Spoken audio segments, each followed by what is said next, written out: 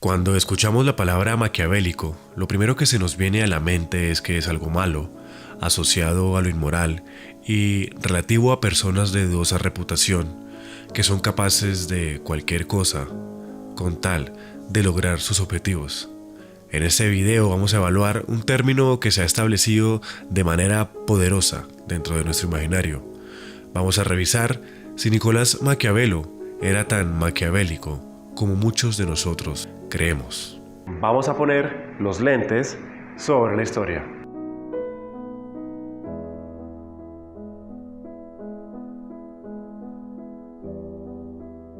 La respuesta fácil a esta pregunta sería: Maquiavelo no era maquiavélico porque el término es un concepto posterior a él. Es la interpretación de su obra hecha posteriormente. Pero no, aquí no hacemos eso. Aquí no hacemos esas cosas. Y vamos a ampliar el panorama. Primero, pongámonos en situación. ¿Quién fue este personaje? Maquiavelo nace en el seno de una familia noble empobrecida de la ciudad de Florencia, lo que actualmente conocemos hoy como Italia. Nace en 1469 y muere en 1527, después de una larga carrera como político, funcionario público y escritor. Entre los años de 1498 y 1512 se desempeñó como segundo canciller de Florencia, encargado de las relaciones internacionales y los asuntos relativos a la guerra. Es quizás en este periodo de tiempo, como trabajador del Estado, que Nicolás va perfilando cada vez más su pensamiento filosófico. Pero, ¿por qué el apellido de Maquiavelo terminó convirtiéndose en adjetivo? Este calificativo proviene de la interpretación de su obra más conocida, El Príncipe. Eso no. Este sí es, El Príncipe. Qué chiste tan quemado. El caso es que de esta obra, de esta única obra, se desprende todo el imaginario que tenemos de Maquiavelo y lo maquiavélico. O sea, se deja por fuera la siguiente lista de obras dentro de las que se cuentan novelas, comedias, diálogos, poemas, teatro. And so on and so on.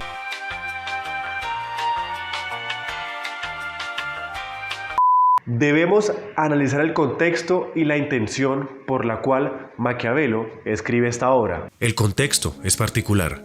En 1512, la familia Medici retoma el poder de Florencia y el diplomático es acusado de estar en contra de ellos.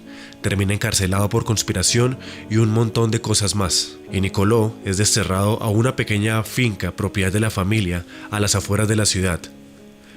La intención para escribir El Príncipe es clara: tratar de congraciarse con los Medici para volver a estar dentro de la rosca, o por lo menos salir de ese exilio que lo tenía deprimido. Así pues, teniendo en cuenta el contexto y la intención, El Príncipe es escrito en 1513 para Lorenzo II de Medici.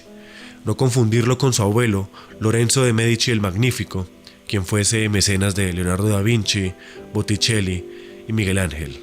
A su vez, el tío de Lorenzo II de Medici fue Giovanni de Medici, más conocido por su alias de León X, sí, el Papa. Y podría quedarme aquí porque la historia política de la península italiana es mucho mejor que House of Cards, pero eso implicaría un video mucho más largo, así que avancemos. El texto es un compendio de consejos para gobernar efectivamente en momentos de crisis. Es un manual para el buen gobierno. Con este libro supuestamente nace la sentencia de "el fin justifica los medios", frase falsamente atribuida a Maquiavelo, pero que de alguna forma resume el particular texto. En esta medida no debe verse como un escrito teórico de filosofía política, que es quizás acá donde muchos pecamos y como generalmente se ha interpretado. El Príncipe tiene afirmaciones tales como: es mejor ser temido que amado.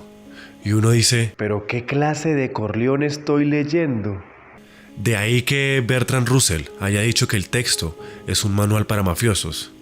Maquiavelo tenía claro que lo que estaba escribiendo solo era aplicable en casos de emergencia, cuando se necesitaba concentrar todo el poder en una sola persona que fuese capaz de tomar decisiones urgentes.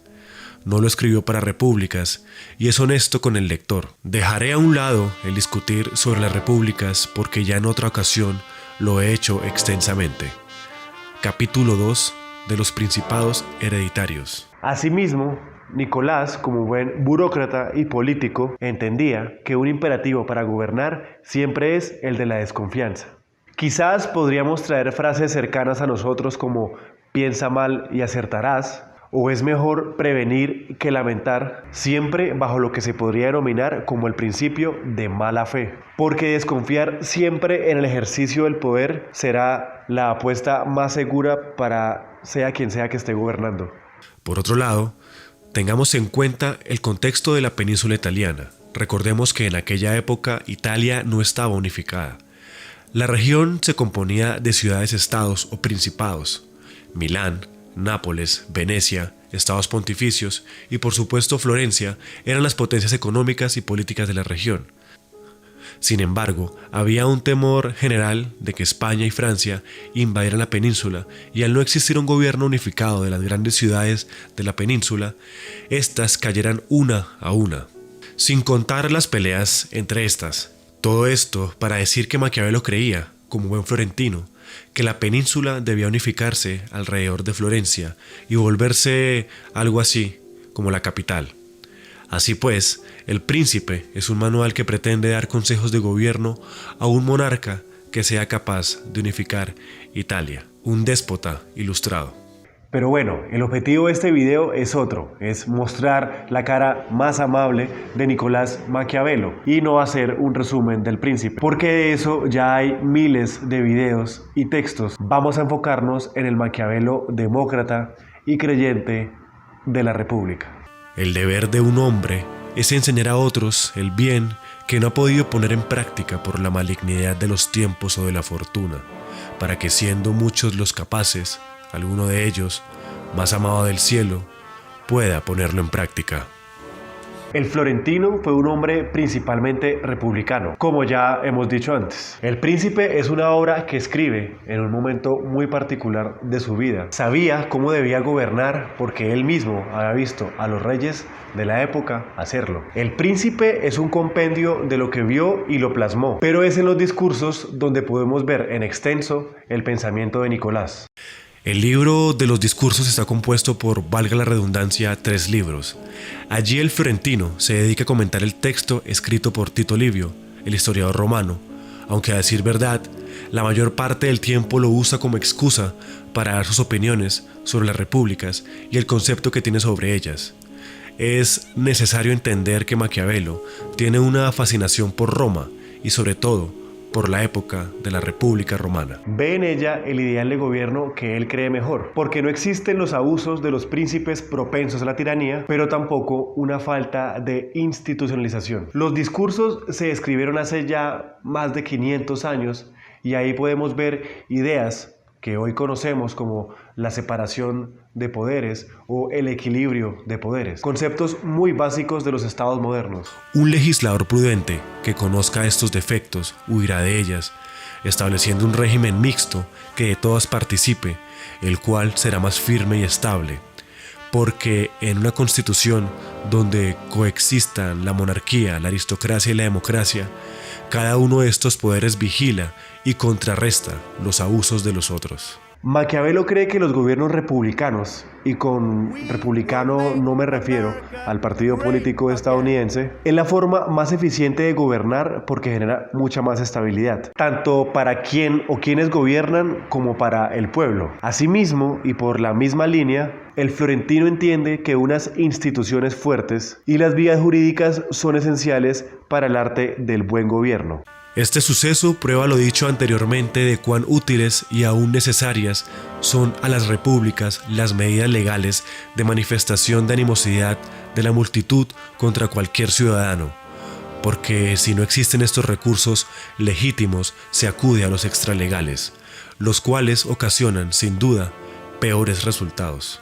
Podemos leer a un Maquiavelo preocupado por el ejercicio del buen gobierno y no ese demonio que muchos nos hemos imaginado. Es un hombre genuinamente creyente en la república como forma de gobierno. La idea de este video no es romantizar a Maquiavelo ni mucho menos, porque si bien es cierto que Maquiavelo creía en la república como sistema de gobierno más eficiente e ideal, no menos cierto es que para él la razón mayor del Estado, del bienestar del Estado, era una justificación para hacer lo que fuese necesario. A lo largo del texto podemos ver varias menciones a Bruto, el asesino de Julio César, junto con los demás conspiradores.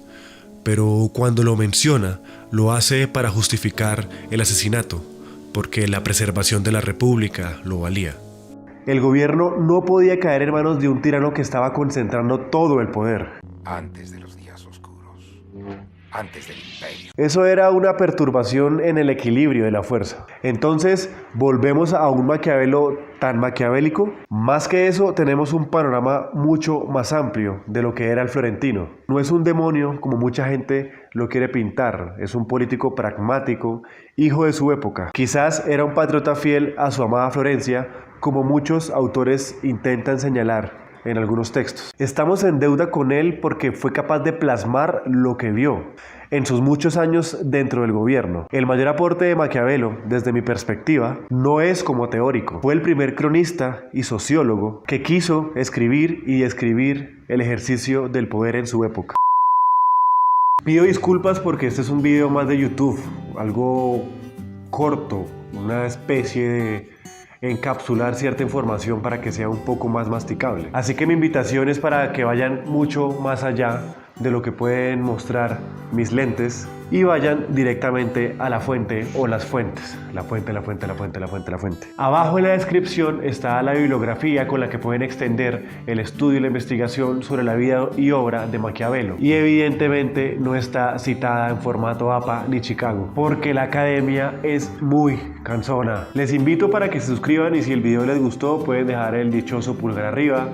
Pueden suscribirse, pueden compartir esto con quien quiera, pueden mandarle el video a la tía que les manda dibujos de Piolín con mensajes muy relevantes sobre la vida. Pueden seguir las redes sociales del canal donde espero estar poniendo información importante, datos de cóctel, cosas que parecen, no sé, relevantes para ustedes y en realidad para mí. Así que nos veremos hasta un próximo video para seguir poniendo los lentes sobre la historia. Chao, chao.